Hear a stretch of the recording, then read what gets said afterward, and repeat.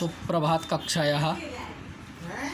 हम पढ़ा रहे हैं आपको बीएड प्रथम वर्ष में शिक्षण विषय की पाठ्य योजना हिंदी शिक्षण पद्य की। हिंदी शिक्षण पद्य में हमने आपको कल बता दिया था, यहाँ तक आपको बता काव्यानुभूति के प्रश्न तक आपको बता दिया था। और आज है समानांतर उदाहरण। शिक्षण बिंदु है समानांतर उदाहरण, इसी के समान दूसरा उदाहरण। और शिक्षण लक्ष्य ऑब्लिक व्यावहारिक उद्देश्य है सृजनात्मक, सृजन करना। छात्र अध्यापक क्रियाएं, छात्र अध्यापक समानांतर उदाहरण स्पष्ट करते हुए श्याम पट पर लिखता है। छात्र अध्यापक इसी कविता का समानांतर उदाहरण, सपोज हमारी कविता थी रसकान के सवैये, इसी कविता से संबंधित इसी समानांतर दूसरे इसी कविता के समान दूसरी कविता का उदाहरण स्पष्ट करते हुए श्याम पट पर लिखता है। कौन? छात्र अध्यापक। छात्र अध्यापक समानांतर उदाहरण स्पष्ट करते हुए श्याम पट पर लिखता है। छात्र क्रियाएं, छात्र ध्यानपूर्वक सुनते हैं, पूर्ण विराम। जब छात्र अध्यापक समानांतर उदाहरण स्पष्ट करते हुए श्याम पट पर लिखता है, पहले बोलता है और उसके बाद फिर श्याम पट पर लिखता है। लिखते समय छात्रों पर भी ध्यान देना है। तो छात्र क्रियाएं, छात्र ध्यानपूर्वक सुनते हैं। विधि ऑब्लिक प्रविधि ऑब्लिक सहायक सामग्री कथन विधि है, क्योंकि दूसरी कविता का समानांतर उदाहरण, तो ये कथन विधि है। और श्याम पट सारांश में क्या है, पहले यही कहता है छात्र अध्यापक, बिनु गोपाल बैरनी भई कूंजे, तब वे लता लगत तन शीतल, अब भई विषम ज्वाल की पूंजे, वृथा बहत जमुना खग बोलत, वृथा कमल फूलन अल गूंजे। सूरदास, क्योंकि वो रसकान के सवैये थे, ये सूरदास की इसी से संबंधित दूसरी कविता। बिने गोपाल बैरन भय कूंजे, तब वे लता लगत तन शीतल, अब भई विषम ज्वाल की पूंजे, वृथा बहत जमुना खग बोलत, वृथा कमल फूलन अल गूंजे। सूरदास। और मूल्यांकन कुछ नहीं है, पहले ये बच्चों के सामने बोलना है और फिर उसके बाद श्याम पट पर लिखना है। तो यहाँ तक हो गया है। और इसके बाद केंद्रीय अनुभूति के प्रश्न, क्योंकि हमने कहा था आपको काव्य में 4 टाइप के प्रश्न होते हैं। नंबर 1 प्रश्न था भाव विश्लेषणात्मक प्रश्न, और नंबर दूसरे वाला है काव्यानुभूति के प्रश्न, और जो नंबर तीसरे वाले प्रश्न पूछे जाते हैं काव्य में, ये होता है केंद्रीय अनुभूति के प्रश्न। अब यहाँ पर शिक्षण बिंदु है केंद्रीय अनुभूति के प्रश्न। केंद्रीय अनुभूति के प्रश्न ये भी ज्ञानात्मक, बौद्धात्मक, अनुप्रयोगात्मक, सृजनात्मक। ज्ञानात्मक, जिससे ज्ञान का विकास होता है, जैसे भारत के प्रधानमंत्री का नाम बताइए। बौद्धात्मक, जिससे बौद्ध शक्ति का विकास होता है। अनुप्रयोगात्मक और सृजनात्मक, सीखने की शक्ति का विकास। पहले आपको ज्ञानात्मक, बौद्धात्मक, अनुप्रयोगात्मक, सृजनात्मक के प्रश्न बनाने होंगे, समझने होंगे कि ज्ञानात्मक का प्रश्न कैसा होता है, बौद्धात्मक का, अनुप्रयोगात्मक का, सृजनात्मक का। ये है शिक्षण लक्ष्य ऑब्लिक व्यावहारिक उद्देश्य ज्ञानात्मक। और छात्र अध्यापक क्रियाएं, ज्ञानात्मक का प्रश्न है प्रश्न 1, कवि अगले जन्म में कहाँ रहना चाहता है। और छात्र क्रियाएं, उत्तर ब्रजभूमि में निवास करना चाहता है।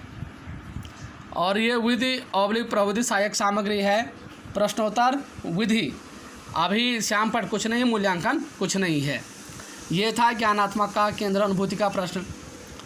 फिर आता है शिक्षण लक्ष्य व्यावहारिक उद्देश्य में बौद्धात्मक।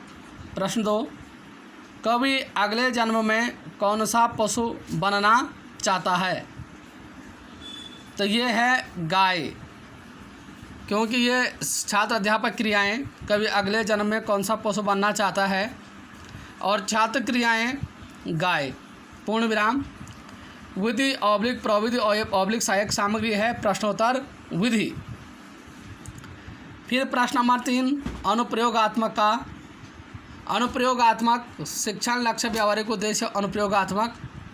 और प्रश्न नंबर 3 छात्र अध्यापक क्रियाएं, 8 सिद्धियों के नाम बताइए। और छात्र क्रियाएं अणिमा, गरिमा, लघिमा, प्राप्ति, प्राकाम्य, महिमा, ईशुत्व, वसित्व, ये छात्र क्रियाएं हैं। और विधि प्रविधि ऑब्लिक सहायक सामग्री है प्रश्नोत्तर विधि। फिर इसके बाद है सर्जनात्मक, शिक्षण लक्ष्य ऑब्लिक व्यावहारिक उद्देश्य सर्जनात्मक। और छात्र अध्यापक क्रियाएं हैं। प्रश्न 4 रसकान किस प्रकार के कवि हैं। छात्र अध्यापक क्रियाएं, छात्र क्रियाएं, और ये छात्र क्रियाएं हैं रसकान कृष्ण भक्त कवि हैं। ये विधि प्रविधि ऑब्लिक सहायक सामग्री है प्रश्नोत्तर विधि। अभी श्याम पर सारांश कुछ नहीं है, मूल्यांकन कुछ नहीं है। तो ये था केंद्रीय अनुभूति के प्रश्न, ज्ञानात्मक, बौद्धात्मक, अनुप्रयोगात्मक, सृजनात्मक। तो ये हिंदी काव्य में 4 टाइप के प्रश्न पूछे जाते हैं। आप पुनः केंद्रीय अनुभूति के प्रश्न हो गया है। केंद्रीय अनुभूति के प्रश्न समानांतर उदाहरण के बाद आएगा। अब आप सोच रहे होंगे कि इन्होंने यहाँ पे सस्वर वाचन क्यों लिखा है। भले आप लेसन प्लान की कॉपी में लिख दो, लेकिन वहाँ बच्चों से दोबारा करवाने की आवश्यकता नहीं है, क्योंकि सस्वर वाचन आपने एक बार करवा दिया है। ये इसलिए है कि ताकि वह रस, छंद, अलंकार, रसानुभूति के प्रश्न बता सके। क्योंकि जब एक बार वह कविता पढ़ेगा तो तभी उसमें वो अलंकार बता सकता है, भाषा बता सकता है और अलंकार बता सकता है। तो इसलिए ये लिखा जाता है। बड़े विद्वान पूछेंगे कि ये सस्वर वाचन दोबारा क्यों है, तो कहना श्रीमान जी इसका यह अर्थ है क्योंकि हमने रसानुभूति के प्रश्न पूछने हैं, या बच्चों ने उसका उत्तर देना है, बिना पढ़े वो नहीं बता सकते हैं। इसलिए आप वहाँ लेसन प्लान में इसलिए लिखा गया है। अगर आप कट मारना चाहें, शॉर्टकट की Ctrl+S दबाना चाहें तो आप लोग दबाते ही हैं। अब इसमें बात आती है शिक्षण बिंदु है सस्वर वाचन। फिर शिक्षण लक्ष्य ऑब्लिक व्यावहारिक उद्देश्य है कौशलात्मक। तो छात्र अपनी वाचन क्षमता का विकास करते, वाचन पढ़ने की क्षमता का विकास करते हैं। छात्र अध्यापक क्रियाएं, तो छात्र अध्यापक छात्रों को सस्वर वाचन का अनुकरण पाठ करने का आदेश देता है। जैसे पहले क्या था, जैसे गुरुजी ने पढ़ा है, सर ने पढ़ा है, मैम ने पढ़ा है, तो इसी प्रकार से ये सस्वर वाचन आपको पढ़ना, छात्रों को पढ़ना होता है सुर लय ताल के अनुसार। छात्र क्रियाएं, छात्र अनुकरण वाचन करते हैं। विधि ऑब्लिक प्रविधि ऑब्लिक सहायक सामग्री है वाचन विधि, क्योंकि पढ़ने का काम किया जा रहा है तो ये वाचन विधि। तो अभी श्याम पर सारांश कुछ नहीं है और मूल्यांकन कुछ नहीं है। तो ये सस्वर वाचन क्यों आया, क्योंकि रसानुभूति के प्रश्न बताने के लिए। अब है शिक्षण बिंदु है रसानुभूति के प्रश्न। और शिक्षण लक्ष्य व्यावहारिक उद्देश्य है ज्ञानात्मक, बौद्धात्मक, सृजनात्मक। ये भी 3 टाइप से पूछे गए हैं। छात्र अध्यापक क्रियाएं हैं। प्रश्न 1 बसो ब्रज गोकुल गाँव के ग्वारन में कौन सा अलंकार है। बसो ब्रज गोकुल गाँव के ग्वारन में कौन सा अलंकार है। अब क्या करेगा विद्यार्थी, पहले पढ़ेगा बसो ब्रज गोकुल गाँव के ग्वारन। तो ये क्या है, छात्र क्रियाएं आता है अनुप्रास अलंकार। कैसे, बसो ब्रज गोकुल गाँव, जहाँ एक ही वर्ण की बार बार आवृत्ति होती है वहाँ अनुप्रास अलंकार होता है। व्याकरण भी आपको पढ़ना पड़ेगा। और विधि ऑब्लिक प्रविधि ऑब्लिक सहायक सामग्री है प्रश्नोत्तर विधि। यहाँ श्याम पर सारांश कुछ नहीं है और मूल्यांकन के प्रश्न बाद में पूछा जाएगा, मूल्यांकन कुछ नहीं है। फिर आता है बौद्धात्मक। शिक्षण बिंदु है रसानुभूति के प्रश्न। शिक्षण लक्ष्य ऑब्लिक व्यावहारिक उद्देश्य है बौद्धात्मक। और छात्र अध्यापक क्रियाएं हैं। प्रश्न 2 इस सवय्य में कौन सी भाषा है। रसकान की सवय्य में कौन सी भाषा है, प्रश्नवाचक। छात्र क्रियाएं ब्रज भाषा।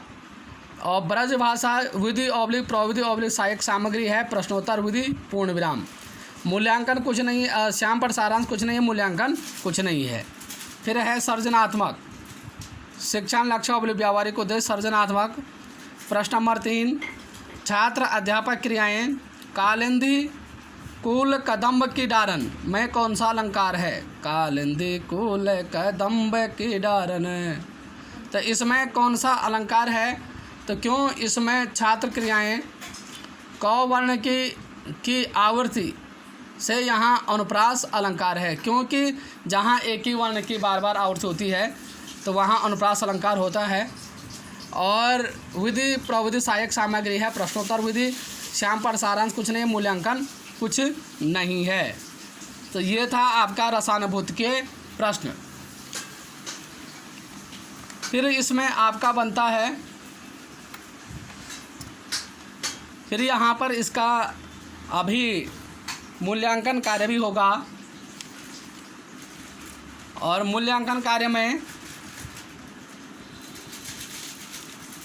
फिर इसी में रसानुभूति के प्रश्न के बाद मूल्यांकन होगा। और क्यों ये मूल्यांकन प्रश्न, जैसे ही ये रसानुभूति के प्रश्न यहाँ समाप्त होता है तो यहाँ आप मूल्यांकन के प्रश्न लिखेंगे।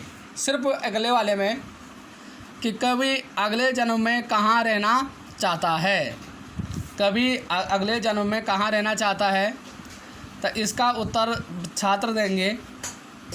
फिर प्रश्न 2, कालिंदी कुल कदम्ब की डारन में कौन सा अलंकार है? प्रश्नवाचक। प्रश्न 3, इस सवयव में कौन सी भाषा है? तो ये मूल्यांकन के प्रश्न भी पूछने हैं, प्रश्न 1, प्रश्न 2, प्रश्न 3, 1-2 प्रश्न से ज़्यादा नहीं।